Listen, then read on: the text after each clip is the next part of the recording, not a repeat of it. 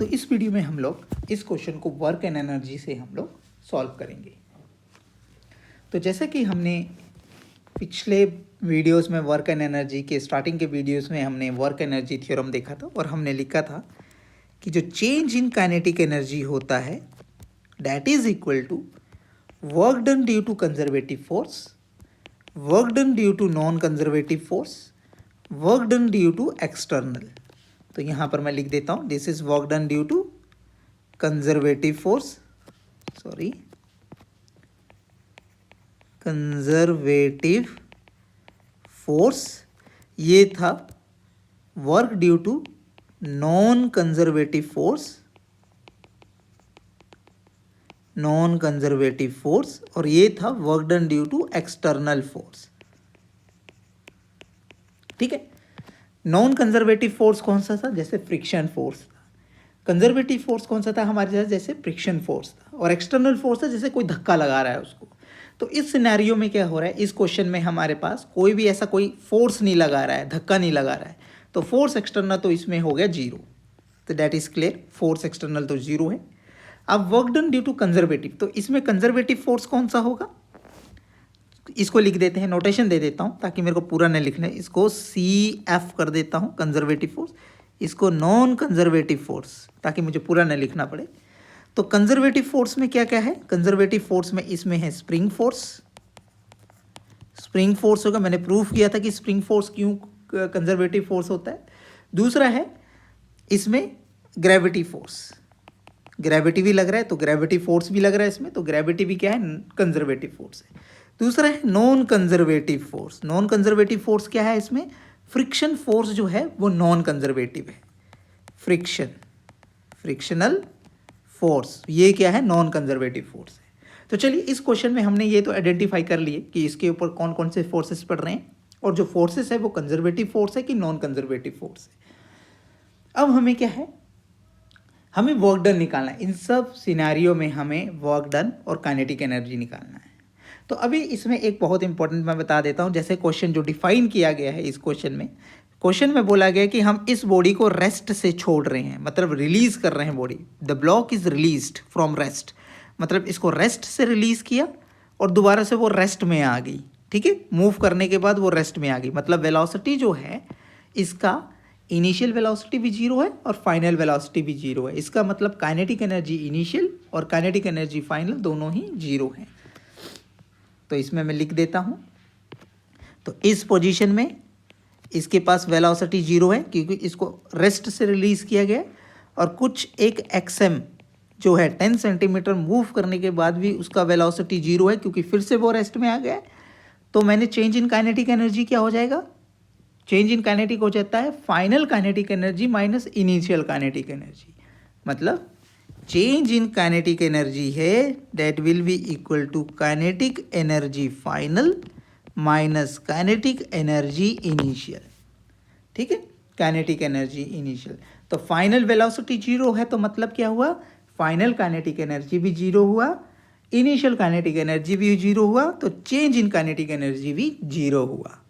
ठीक है, तो चेंज इन काइनेटिक एनर्जी हमारे इस क्वेश्चन के हिसाब से जीरो है। ठीक है, अगर यहाँ पर कुछ वेलोसिटी दिया होता कि इस ब्लॉक को रेस्ट से रिलीज नहीं किया है बट कुछ एक वेलोसिटी से रिलीज किया है, तो हमारे पास इनिशियली कुछ काइनेटिक एनर्जी होती, बट क्वेश्चन में ऐसा नहीं दिया गया।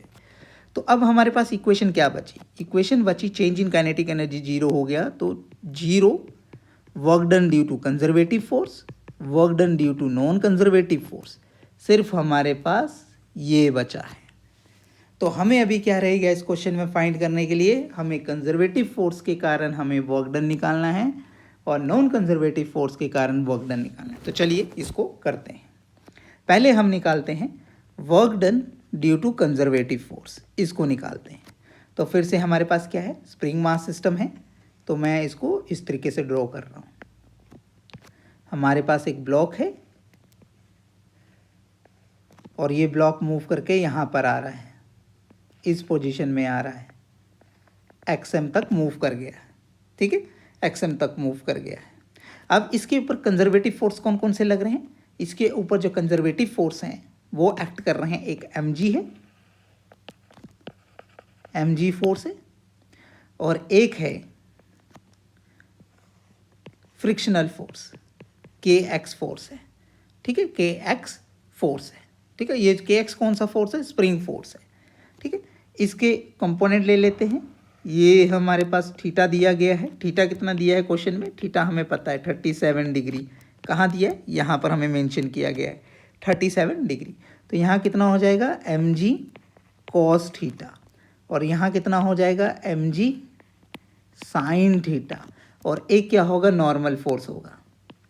अब सबसे इम्पोर्टेंट, हमें कोऑर्डिनेट सिस्टम ड्रॉ करना पड़ेगा ताकि हम इसको सॉल्व कर पाएँ। तो मैं अपना coordinate system align to the inclined surface ले लेता हूँ। ये मेरे पास एक्स डायरेक्शन, ये मेरे पास वाई डायरेक्शन, ठीक है। एक्स एंड वाई डायरेक्शन मैंने ले लिया। अब देखिए, मुझे वर्क डन निकालना है। अब बॉडी क्योंकि ये इनिशियली पोजीशन में है तो x इक्वल टू 0, यहाँ पर मैं ले लेता हूँ x इक्वल टू 0, इस तरफ को मूव करेगा, ठीक है। या तो मैं इसको इस तरीके से लेता हूँ, थोड़ा कोऑर्डिनेट सिस्टम को चूज़ करके, ये एक्स वाई है, सॉरी एक्स वाई है, ये मेरे पास एक्स वाई है, तो इसको यहाँ पर लेता हूँ, ठीक है। एक्स वाई को यहाँ ले लिया। अब क्या हो रहा है? मेरा बॉडी यहाँ पर मूव करेगा, ठीक है, नीचे की तरफ मूव करना स्टार्ट कर देगा। तो अब क्या करेंगे हम लोग? नेट फोर्स निकालते हैं along the x, force net along x direction. तो क्या हो जाएगा? M G sine theta minus के एक्स, ये हमारे पास फोर्स है, ठीक है। और कौन सी डायरेक्शन में है? पॉजिटिव आई डायरेक्शन में, positive x x. Y direction में कोई फोर्स है? वाई डायरेक्शन में ऑफकोर्स हमारे पास फोर्स है, that is equal to, y direction में हमारे पास कितना फोर्स है? वाई डायरेक्शन में हमारे पास फोर्स है, that is equal to normal minus M G cos theta J cap. Of course हमारे पास कोई फोर्स है, तो ये फोर्स फैक्टर आ गया हमारे पास। Net force in X direction, net force in Y direction. अब डिस्प्लेसमेंट वेक्टर ड्रॉ करते हैं, क्योंकि मुझे वर्क डन निकालना है। तो डिस्प्लेसमेंट वेक्टर ले लेते हैं डी एक्स, क्योंकि एक्स डायरेक्शन की तरफ मूव कर रहा है, तो छोटा सा एलिमेंट मैंने मूव करा दिया डी एक्स एक्स डायरेक्शन में, ठीक है। मतलब मैंने डी एक्स इस डायरेक्शन में मूव करवा दिया। और वाई डायरेक्शन में कोई डिस्प्लेसमेंट है? वाई डायरेक्शन में कोई मूवमेंट है? नहीं। वाई डायरेक्शन में ये ऑब्जेक्ट मूव नहीं कर रहा है, तो जीरो जे कैप, मतलब वाई डायरेक्शन में कोई भी मूवमेंट नहीं है। तो आप क्या करेंगे? डॉट प्रोडक्ट करेंगे। वर्क डन क्या होता है? वर्क डन होता है force net in X direction, sorry force net लिखते हैं, एक्स नहीं लिखते हैं। Force in X, force vector dot product with D R vector. तो हमारे पास क्या है? एम जी साइन थीटा माइनस के X I cap plus N minus M G cos theta J cap dot product with D X I cap plus zero J cap. तो हमारे पास dot product क्या हो जाएगा वर्क डन के case में? ये हो जाएगा M G sine theta minus के एक्स डी एक्स, ये बच जाएगा हमारे पास। अब हमें टोटल वर्क डन निकालना है जब ये जीरो से एक्स एम पोजिशन तक मूव कर गया, मतलब एक्स एम मतलब 10 सेंटीमीटर तक मूव कर गया है। तो ऑन इंटीग्रेटिंग क्या करेंगे हम लोग? इंटीग्रेशन से क्या हो जाएगा? टोटल वर्क डन आ जाएगा due to conservative force, it will be m ji sine theta x m, ठीक है। और ये कितना हो जाएगा स्प्रिंग फोर्स में? के एक्स एम स्क्वेयर बाई 2। ये टोटल हमारे पास क्या आ जाएगा? वर्क डन आ जाएगा ड्यू टू कंजर्वेटिव फोर्स, ठीक है। आई होप आपको यहाँ तक समझ आया होगा। ये वर्क डन हमने निकाल दिया, मैंने इसको पूरा इंटीग्रल कर दिया है, इंटीग्रल इजी है। तो यहाँ तक हमारे पास work done due to conservative force आ गया। तो अब देखते हैं work done due to non conservative force. अभी हमें क्या निकालना है? Work done due to non conservative force निकालना है। फिर से हम लोग डायग्राम बनाते हैं, नया डायग्राम बनाते हैं। ये हमारे पास था ब्लॉक, ये था इंक्लाइन प्लेन, ये ब्लॉक है, और इसके ऊपर कुछ एक फ्रिक्शनल फोर्स पड़ रहा होगा। फ्रिक्शन फोर्स कितना होता है? क्योंकि नॉन कंजर्वेटिव इसमें फोर्स क्या है? फ्रिक्शन फोर्स ही है, जो F है। और इसके पास क्या है? इसके पास एक mg फोर्स है, और इस डायरेक्शन में कितना हो जाएगा इंक्लाइन में, क्योंकि ये थीटा है एम जी कोस थीटा, और यहाँ कितना हो जाएगा एम जी कोस थीटा हो जाएगा, और इस डायरेक्शन में कितना हो जाएगा M G sine theta, m जी साइन थीटा, और ऊपर की तरफ कितना होगा नॉर्मल फोर्स पड़ेगा एक बॉडी के ऊपर, नॉर्मल फोर्स। अब हमें सिर्फ फ्रिक्शन फोर्स को देखना है और कोई फोर्स को कंसीडर में नहीं लेना है, ठीक है, हमें सिर्फ फ्रिक्शन फोर्स को ही कंसीडर में लेना है।